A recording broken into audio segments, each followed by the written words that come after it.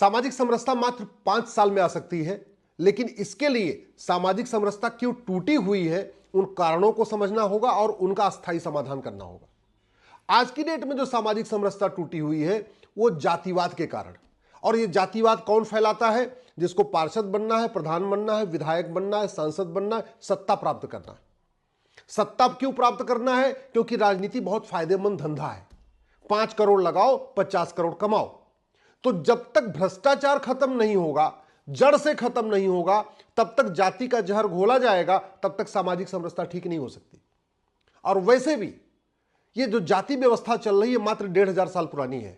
हमारी मूल व्यवस्था क्या है? वर्ण व्यवस्था।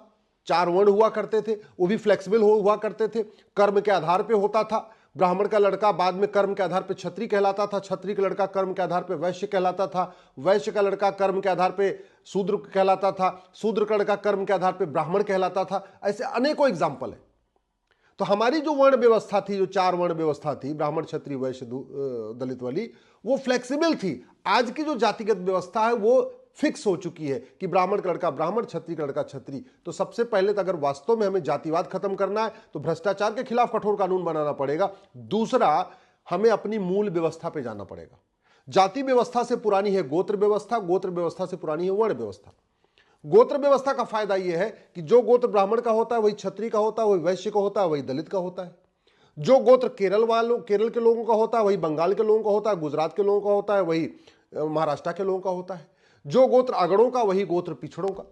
तो अगर हम सामाजिक समरसता स्थापित करना चाहते हैं तो हमें जातिवाद खत्म करना पड़ेगा, भाषावाद खत्म करना पड़ेगा, क्षेत्रवाद खत्म करना पड़ेगा। और ये जातिवाद, भाषावाद, क्षेत्रवाद, पहली बात तो नेता इसको बढ़ाते हैं, नेता इसका जहर घोलते हैं, नेता सत्ता के लिए खातिर जहर घोलते हैं। सत्ता इसलिए चाहिए उनको, बहुत माल पानी उसमें उनको मिलता है। तो भ्रष्टाचार के खिलाफ कठोर कानून बनाना पड़ेगा। दूसरा, गोत्र व्यवस्था को प्रमोट करना पड़ेगा। मैं गारंटी के साथ कहता हूं, जैसे सरकार जाति पूछ रही है, वैसे सरकार अगर गोत्र पूछना शुरू कर दे, जहां जहां वो जाति पूछती है, चाहे वो नौकरी के फॉर्म हो, चाहे स्कूल के एडमिशन का फॉर्म हो, या जहां भी जाति पूछती है, उसकी बजाय अगर वो गोत्र व्यवस्था पूछना शुरू कर दे, मैं गारंटी के साथ कहता हूं 5 साल में सामाजिक समरसता स्थापित हो जाएगी।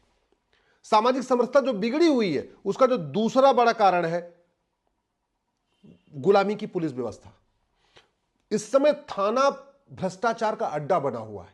कोई भी दबंग व्यक्ति 50,000 रुपए दे के 1 लाख रुपए दे के दूसरे खिलाफ एफआईआर करवा सकता है। तो अगर हमें सामाजिक समरसता स्थापित करना है तो जो थाना भ्रष्टाचार का अड्डा बना हुआ है, इसको प्राथमिक सुरक्षा केंद्र बनाना पड़ेगा। इसका नाम भी बदलना पड़ेगा, इसका तरीका भी बदलना पड़ेगा, 1861 का पुलिस एक्ट भी बदलना पड़ेगा, one nation one police code लागू करना पड़ेगा, पुलिस चार्टर लागू करना पड़ेगा। पुलिस चार्टर में लिखना पड़ेगा कि 1 घंटे के अंदर आपको एफआईआर करना है, 1 महीने के अंदर जांच पूरी करनी है। और पुलिस चार्टर में यह भी लिखना होगा कि अगर आपने गलत एफआईआर लॉन्च कर लिया तो 10 से 20 साल की सजा होगी, आपने अगर गलत जांच कर दिया तो भी 10 से 20 साल की सजा होगी। तो सामाजिक समरसता स्थापित करना है, आपको तहसील को बदलना पड़ेगा। तहसील इस समय भ्रष्टाचार का अड्डा है। तहसील को आपको प्राथमिक न्याय केंद्र बनाना पड़ेगा। तो प्राथमिक न्याय केंद्र तब बनेगा जब एक एडमिनिस्ट्रेटिव चार्टर लागू हो, एक जुडिशियल चार्टर लागू हो।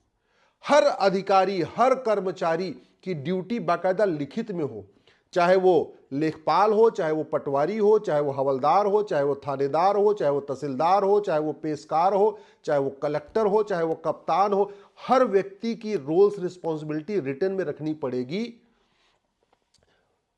भ्रष्टाचार को गंभीर अपराध घोषित करना पड़ेगा। भ्रष्टाचारियों की 100% संपत्ति जब्त करने, नागरिकता खत्म करने, आजीवन कारावास देने के लिए कानून बनाना पड़ेगा।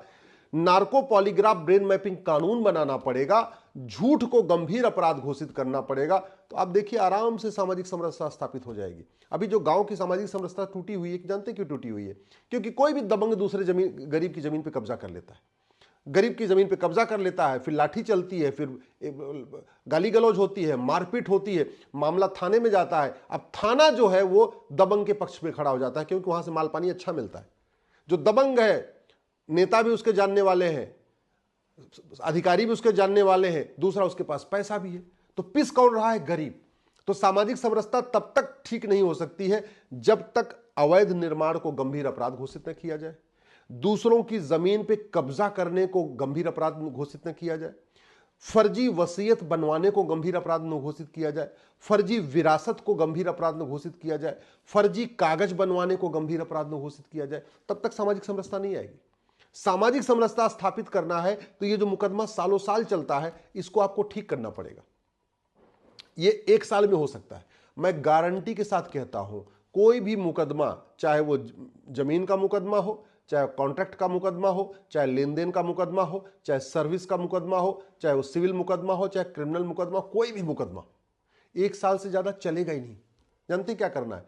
केवल आपको झूठी गवाही को गंभीर अपराध घोषित करना है, केवल आपको झूठे कागज को गंभीर अपराध घोषित करना है, आपको झूठे एफिडेविट को गंभीर अपराध घोषित करना है। आपको ये लोग जो फर्जी आधार बनवा लेते हैं, फर्जी राशन कार्ड बनवा लेते हैं, फर्जी बर्थ सर्टिफिकेट बनवा लेते हैं, फर्जी वोटर आईडी बनवा लेते हैं, फर्जी और भी एज सर्टिफिकेट बनवा लेते हैं, फर्जी इनकम सर्टिफिकेट बनवा लेते हैं, ये जो फर्जी डॉक्यूमेंट बनता है, इस फर्जी डॉक्यूमेंट बनाने और फर्जी डॉक्यूमेंट बनवाने दोनों को गंभीर अपराध घोषित कर दीजिए। मैं गारंटी के साथ कहता हूं, आपका मुकदमा फट से डाउन आ जाएगा। आप झूठी गवाही देने, झूठी शिकायत करने, झूठी जांच करने, झूठा फैसला देने को गंभीर अपराध घोषित कर दीजिए। झूठा एफआईआर बंद तो झूठी जांच बंद, तो झूठी गवाही भी बंद, तो झूठा एफिडेविट भी बंद, तो झूठा मुकदमा भी बंद। अभी जो इतना लाइन लगी पड़ी है मुकदमों की, वो ठीक हो जाएगी। और जब झूठी गवाही गंभीर अपराध हो जाएगा तो भाई भी भाई के लिए झूठी गवाही नहीं देगा। अभी तो आसपास के मोहल्ले वाले भी 1,500 2,000 रुपए लेके झूठी गवाही कर देते हैं। 5,000 10,000 रुपए लेके कोई भी झूठी गवाही तैयार हो जाता है। जब झूठी गवाही देना गंभीर अपराध होगा तो लोग झूठी गवाही नहीं देंगे। जब झूठी गवाही नहीं देंगे तो स्वाभाविक सी बात है, मुकदमा लंबा चलेगा नहीं। अभी तो लंबा इसलिए चलता है कि इसी तरीके से झूठ पकड़ने के लिए नार्को पॉलीग्राफ ब्रेन मैपिंग कानून बना दीजिए। हर जिले में एक लैब बना दीजिए। आज की डेट में लाई डिटेक्टर आसान, बहुत आसान है, बहुत आसान है। अरे हम चंद्रमा पे पहुंच चुके हैं, मंगल पे पहुंच चुके हैं, आदित्ययान बना रहे हैं, सूर्ययान बना रहे हैं, चंद्रयान बना रहे हैं, मंगलयान बना रहे हैं, 7,500 किलोमीटर मार करने वाली अग्नि मिसाइल बना चुके हैं। क्या क्या हम बना चुके हैं टेक्नोलॉजी का यूज करके। तो हम झूठ पकड़ने के लिए हर जिले में एक लैब नहीं बना सकते क्या?